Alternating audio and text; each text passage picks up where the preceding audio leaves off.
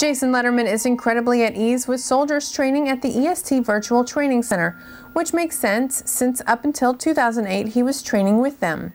It's May 22nd, 2008. We were exfilling from where they just blown a weapons cache. I was the lead truck, and it was dark, and we didn't see a pressure wire across the road.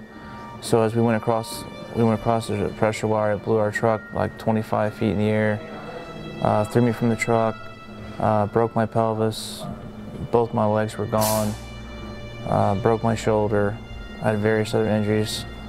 I woke up at Walter Reed, didn't really know what was going on.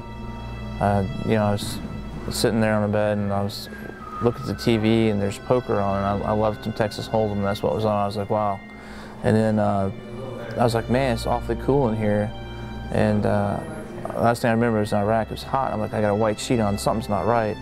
I had to go to the bathroom and I pulled my sheet back, saw my legs were gone, and I just passed out.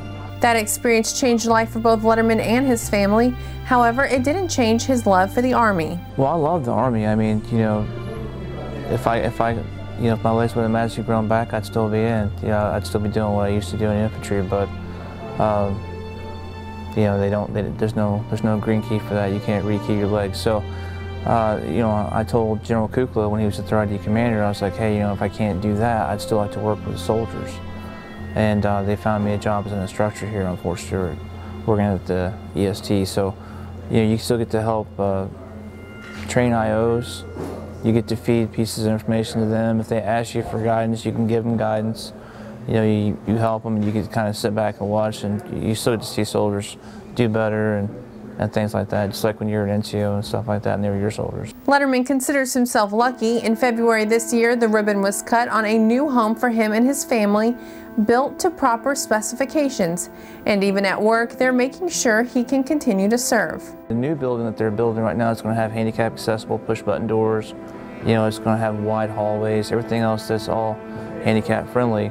So, and they did that because, basically because I worked there, so they're doing their best to do all those things. For now, he looks towards the future and wants everyone to know how far you can go with positive thinking. Well, I think the key is to identify, obviously you know what your problem is, and then find ways to work around it so you can still do the things that you love, and try to do those things as much as possible to make yourself feel pretty happy about what you're doing.